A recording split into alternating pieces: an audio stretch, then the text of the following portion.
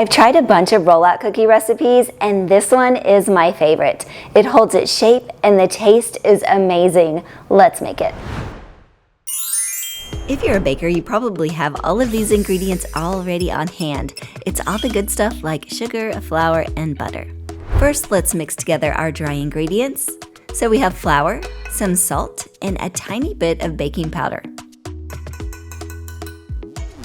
I only like putting a small amount of baking powder so that it puffs up just a little bit, but not too much that we lose the shape. We've got it all whisked and we can put that aside. Let's add the butter to the mixer. The butter is softened but not melty. If the butter is too warm, it will cause the dough to be really sticky, so be careful of that. And the sugar goes in with it and begin creaming the butter.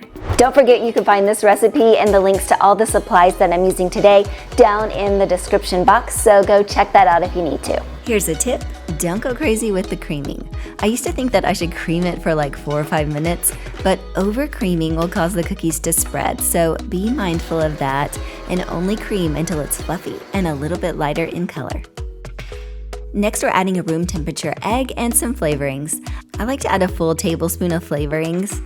I like 2.5 teaspoons of vanilla and 1/2 teaspoon of almond flavoring. I go with Cook's almond flavoring because the website states that it's allergen-free and it really tastes so good. Now we can add the flour to the butter mixture a little bit at a time. So I always get asked what mixer this is, and it is called a Bosch. I still like my KitchenAid better than this one, but this one is nice and I really love that it has a lid. It's time to roll out the dough. So you can roll the dough out on wax paper or on parchment paper. Either will work, but remember that you can't bake on wax paper. Also, I'm using powdered sugar to keep it from sticking. If you use flour, be sure to only use a small amount here. Or you could sandwich the dough between 2 pieces of wax paper. Also, if you use powdered sugar for rolling it out, it leaves a crackly top after baking, and I will show you that at the end. Another thing, this adjustable rolling pin is one of my absolute favorite tools. I put mine at 5/16 of an inch, and it is the perfect thickness. Once the dough is rolled out, pop it into the refrigerator to chill for about 30 minutes to an hour. Time to cut out some shapes. I'm cutting out the shapes as close together as I can. And since they are cold, I don't have to worry about them losing their shape when I move them later on. You can keep the excess dough and re-roll it, but I try not to roll out my dough more than 3 times because it changes the texture of the cookie. Here is another fantastic tool for you. It's a perforated baking mat. I used to get this confused with a silicone baking mat, which is different than this. This one keeps it from sticking and leaves a beautiful pattern on the back of the cookie. And if you don't have it, do not worry, just use parchment paper to line your pan.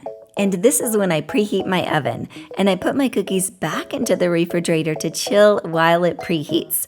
So you want the cookies to be really cold when they go into the oven. Let's bake these around 7 to 9 or 10 minutes at 375 degrees. I like to bake these until they are no longer shiny on the top, but you do have to be really careful not to get these too dark, especially since we're baking at 375. I feel like I got my stars a little bit too golden on this batch, but my trees, these are looking like perfection.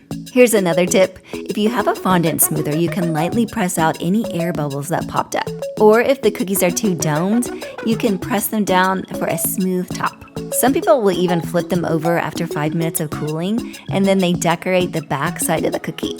I have not done that yet, but it does seem like a pretty neat idea.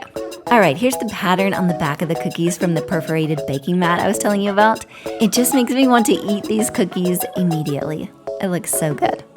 And on the front of the cookie, you can see that there's some crackling right here.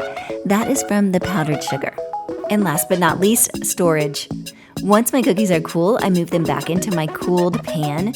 And this specific one by Nordic Ware has a lid that will keep them nice and fresh. I just got this and I am really loving it.